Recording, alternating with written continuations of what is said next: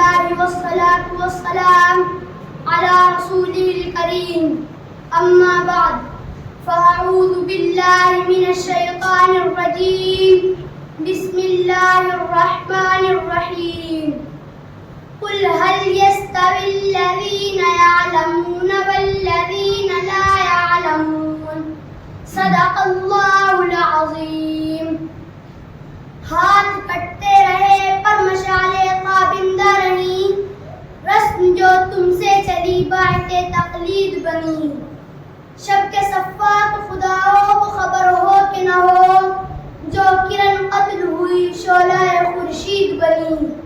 احباب ذی وقار، مدارس کی تاریخ کا آغاز اسی دن ہو گیا تھا جس دن رب کائنات نے وَعَلَّمَ آدَمَ الْأَسْمَاءَ كُلَّهَا کے ساتھ سب سے پہلے مدرسے کا افتتاح عرش معلیٰ پر کیا. پھر انسان زمین پر آیا تو مدرسہ ساتھ لے کر آیا. وقت گزرتا گیا، درس و مدرسہ قائم رہا، حتیٰ کہ واقعی مکہ میں قصر نبوت کی تکمیل کا وقت آ گیا. مدرسہ عروج پر پہنچ گیا. کائنات کے سردار کو سب سے پہلا سبق غار حرا میں پڑھایا گیا. آپ باہر تشریف لائے تو انما بعثت معلما کا اعلان عام فرما دیا. جب وادی یثرب میں پہنچے تو پہلے ایک دینی ادارے کا صفہ کے نام سے آغاز کیا.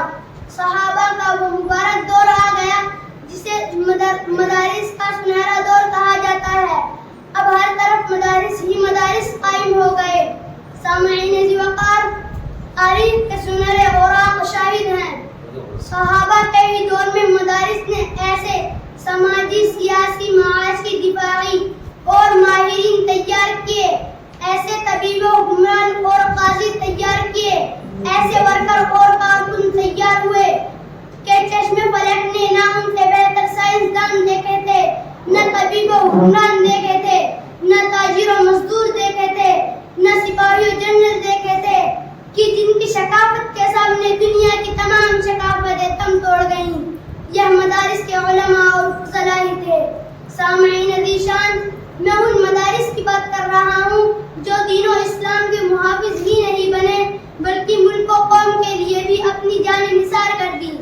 اس خطے کا بچہ بچہ جانتا ہے.